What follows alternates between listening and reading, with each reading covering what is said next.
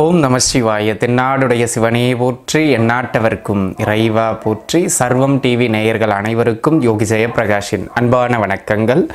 அன்பு உறவுகளே, இந்த பதிவில் நம்ம என்ன பார்க்க இருக்கோம் அப்படின்னு கேட்டுக்கிட்டீங்கன்னா, சனி பகவானினுடைய பெயர்வு ஒவ்வொரு நட்சத்திர வாரியாக உங்களுடைய ஜென்ம நட்சத்திரத்திற்கு அடுத்த 2.5 ஆண்டு காலகட்டம் எப்படி இருக்க போகின்றது இந்த சனியின் பெயர்வினால் அப்படிங்கிறத நம்ம பார்க்க இருக்கோம். சரிங்களா?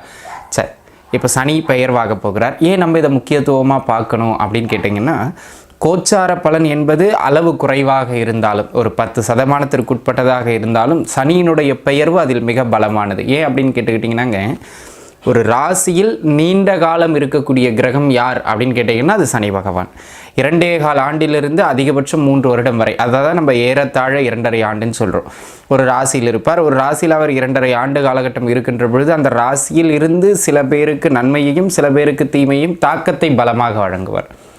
அப்பேற்பட்ட ஒரு வல்லமை பொருந்திய கிரகம், கோச்சார கிரகங்களிலேயே மிகவும் பலமான பலன்களை வழங்க வேண்டிய ஒரு கிரகம் அப்படின்னா அது சனி பகவான் தான். அந்த சனி பகவான் ஏற்கனவே கும்ப ராசியில் வீற்றிருக்கின்றார். அந்த கும்ப ராசி அவருடைய சொந்த வீட்டிலிருந்து தற்பொழுது மீன ராசிக்குள்ளாக பெயர்வு பெற இருக்கின்றார். அவ்வாறாக பெயர்வு பெறுகின்ற அவர் கிட்டத்தட்ட 2027 ஜூலை மாதம் வரைக்கும், ஜூன் ஜூலை வரைக்கும், அடுத்த ஒரு 2 வருடம் 3 மாத காலகட்டத்திற்கு மீன ராசிக்குள்ளாக நிலை பெற இருக்கின்றார். அங்கே அவர் வக்ரம் அடைவார். அது பிறகு, ஆனால் அடுத்த 2.25 ஆண்டுகளுக்கு அவர் மீன ராசிக்குள்ளாக அமர இருக்கிறார்.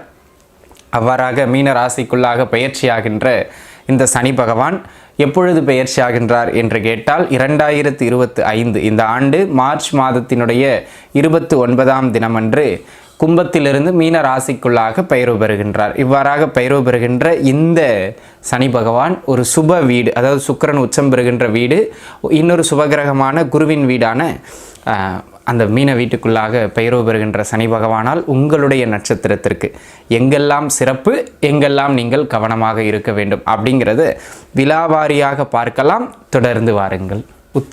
உத்திர நட்சத்திரத்து நண்பர்களே, உத்திரத்தை பொறுத்த மட்டிலும் பார்த்துக்கிட்டிங்க அப்படின்னு சொன்னால், இந்த சனி பெயர்ச்சி காலகட்டம் ரொம்ப சூப்பர்னு சொல்ல முடியாது, பெருசாக நெகட்டிவ்னு சொல்ல முடியாது. ஒன்றும் பயப்பட வேண்டிய அவசியம் இல்லை. இந்த சிம்மத்தில் இருக்கக்கூடிய உத்திர 1ஆம் பாத நண்பர்கள் கூட பெரிதாக ஒன்றும் கவலைப்படணுங்கிற அவசியம் இல்லை. ஏன்னா அஷ்டமத்து சனியினுடைய கடைசி ஒரு 4 மாதம் தான் உங்களுக்கு டஃப் கொடுக்கும். மற்றபடி ஒன்றும் பெரிதாக கவலை வேண்டாம். சரிங்களா?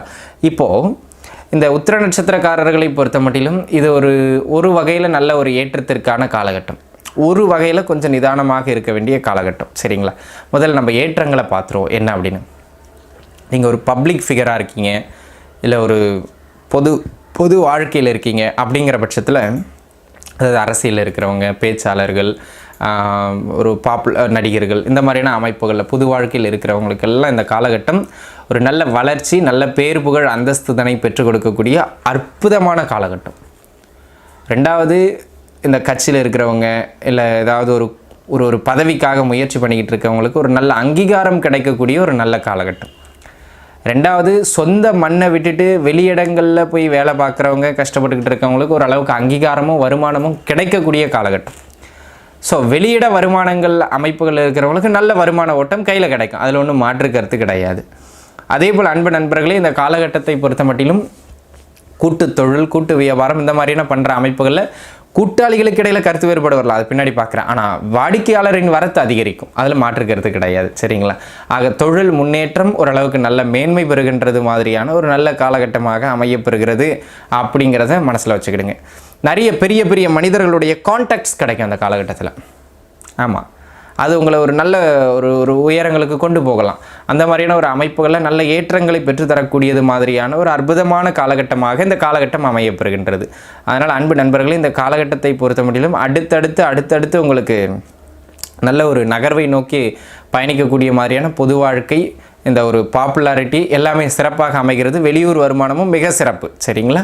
இதை பார்த்துக்கிடுங்க. அதனை அடுத்த அமைப்பாக அன்பு நண்பர்களே, இந்த காலகட்டம் வேறு எதற்கு சிறப்பை தரும் அப்படின்னு கேட்டிங்கன்னா, திருமணம் சார்ந்த முயற்சிகளில் இருக்கிறவங்க, குறிப்பாக இந்த லவ் மேரேஜ், இந்த பெற்றோர்கள் விருப்பம் இல்லாமல் தனித்து போய் திருமணம் பண்ணுறவங்களாம் நிறைய பேர் இருப்பாங்க இல்லையா, அதுக்கெல்லாம் இந்த காலகட்டம் ரொம்ப சிறப்பு. அதுக்குன்னு போய் பண்ணுங்கன்னு நான் ரெக்கமெண்ட் பண்ணலை. அது மாதிரி பண்ணுறவங்களுக்கு இந்த காலகட்டத்தில் நிறைய நடக்கும், இந்த உத்திர நட்சத்திரக்காரங்களுக்கு அப்படின்னு சொல்ல வரேன். கன்னி ராசியில் இருந்தாலே நிறைய நடக்கும். சரிங்களா? அதில் குறிப்பாக உத்திர நட்சத்திரக்காரங்களுக்கு அதை கொஞ்சம் பார்த்து இருந்துக்கிறது நல்லது. அதே போல் இந்த காலகட்டத்தை பொறுத்த மட்டிலும் வேற என்ன ஒரு சிறப்பம்சம் அப்படின்னு கேட்டுக்கிட்டிங்கன்னா இந்த குலதெய்வ வழிபாடு அல்லது குலதெய்வமே தெரியாதவங்க குலதெய்வம் யாருன்னு தெரிஞ்சுக்கிறதுக்கான முயற்சியில் வெற்றி பெறுவது அதெல்லாம் இந்த காலகட்டத்தில் உங்களுக்கு அமையும். ஆக அன்பு நண்பர்களே, இந்த காலகட்டத்தை பொறுத்த மட்டிலும் உங்களுக்கு இந்த பொதுவான விஷயங்கள் அனைத்திலும் நல்ல முன்னேற்றங்களை கொடுக்கக்கூடியது மாதிரியான ஒரு ஆகச்சிறந்த காலகட்டமாக இந்த காலகட்டம் அமையப்பெறுகின்றது அப்படிங்கிறத நீங்கள் உணர்ந்துக்கிட வேண்டியது அவசியம். சரிங்களா? வேலை, தொழில், வருமானம் இவை அனைத்திலும் பரவாயில்லை என்கின்ற மாதிரியான ஒரு நகர்வு கிடைக்கும். ஒரு எப்படி சொல்கிறதுங்க, ஒரு ஒரு ஒரு வைல்டாக பார்க்கணும்னா நீங்கள் ஒரு நல்ல ஏற்றத்திற்கான பீரியட். சரிங்களா? பொதுவான விஷயங்களுக்கு அப்படியே வேலை, வருமானம் இந்த மாதிரியான அமைப்புகளுக்கு வரும்போது வேலை கிடைக்கும், வருமானம் இருக்கும், அதெல்லாம் மாற்றுக்கிறதுக்கு கொஞ்சம் வேலையில் ப்ரெஷர் இருக்கிற மாதிரி இருக்கும். ஸோ அதை பார்த்துக்கிடலாம். திருமண முயற்சிகள் கொஞ்சம் தாமதமாகும் அல்லது சில தடைகளை எதிர்கொள்கிற மாதிரி இருக்கும். ஆனால் கல்யாண அமைப்புகள்லாம் கைகூடி வந்துடும். புத்திரபாகியத்திற்கான அமைப்புகளும் இந்த காலகட்டத்தில் பலமாக உண்டு. தாராளமாக நீங்கள் முயற்சிக்கலாம் அப்படிங்கிறதுல எந்த விதமான மாற்று கருத்தும் இல்லை. சரிங்களா? அதை கொஞ்சம் பார்த்துக்கிடுங்க. சரி, எங்கெல்லாம் கவனமாக இருக்கணும் அப்படின்னு கேட்டிங்கன்னாங்க, மன வாழ்க்கை. ஊரில் நல்ல பேர் எடுப்பீங்க, புகழ் இருக்கும், ஐயா சாமிம்பாங்க, வீட்டுக்கு வந்தால் நமக்கு சோறு கிடைக்குமான்னு தெரியாது. அந்தளவுக்கு கருத்து முரண்பாடுகள், அடிக்கடி சண்டை சச்சரவுகள் உத்திர நட்சத்திரக்காரங்களுக்கு ஓடும். அட்ஜஸ்ட் பண்ணி தான் போகணும், வேறு வழி இல்லைங்கிறத மனதில் உள்வாங்கி வச்சுக்கிடுங்க. சரிங்களா? அந்த மாதிரியான ஒரு அமைப்புடைய காலகட்டம் இந்த காலகட்டம். அது மட்டும் இல்லாமல் அன்பு நண்பர்களே, இந்த காலகட்டத்தை பொறுத்த மட்டிலும் தொழில் பொருளாதார ரீதியாக என்ன வருமானம் வந்தாலும் விரயமாகும். சொல்கிற அளவுக்கு ஏற்றம் சிறப்புன்னு சொல்கிற அமைப்புகளில் இல்லை. அதனை அடுத்ததாக வெளியூர் வேலை வாய்ப்புகள் கிடைக்கும் அல்லது வெளியிடங்களில் வெளிநாடுகளில் இருக்கிறவங்களுக்கு சின்ன சின்னதாக வருமான ஓட்டத்திற்கான வழி கிடைக்கும். தாராளமாக நீங்கள் முயற்சிக்கலாம்.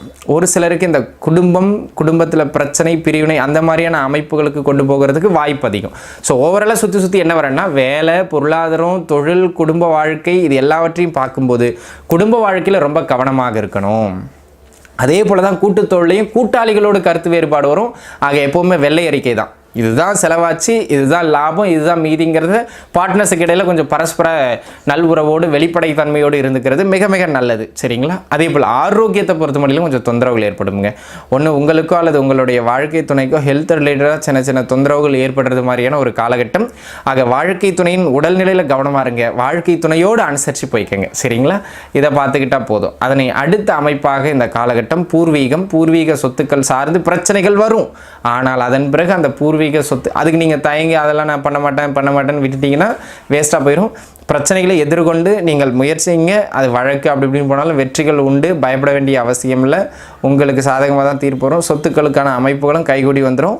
நீங்கள் பெரிதாக கவலைப்படணும் அப்படிங்கிற மாதிரியான அவசியம் இல்லை. ஓவராலாக பார்த்தீங்க அப்படின்னு சொன்னால் குடும்ப வாழ்க்கையை தவிர மற்ற எல்லா அமைப்புகளுமே கன்னியாராசி நேயர்களுக்கு ஒரு வகையில் நல்லபடியாக கை கொடுக்கக்கூடிய ஒரு அமைப்புகளை தான் உண்டு இந்த சனி பெயர்ச்சியில் அப்படிங்கிறத உத்திர நட்சத்திரக்காரங்க கன்னியாராசிக்காரங்க முழுக்கருக்குமே அப்படி இருக்கும். அதில் குறிப்பாக உத்திர நட்சத்திரக்காரங்களுக்கு ஒரு நல்ல அமைப்புகள் இந்த காலகட்டம் உண்டு. சரிங்களா?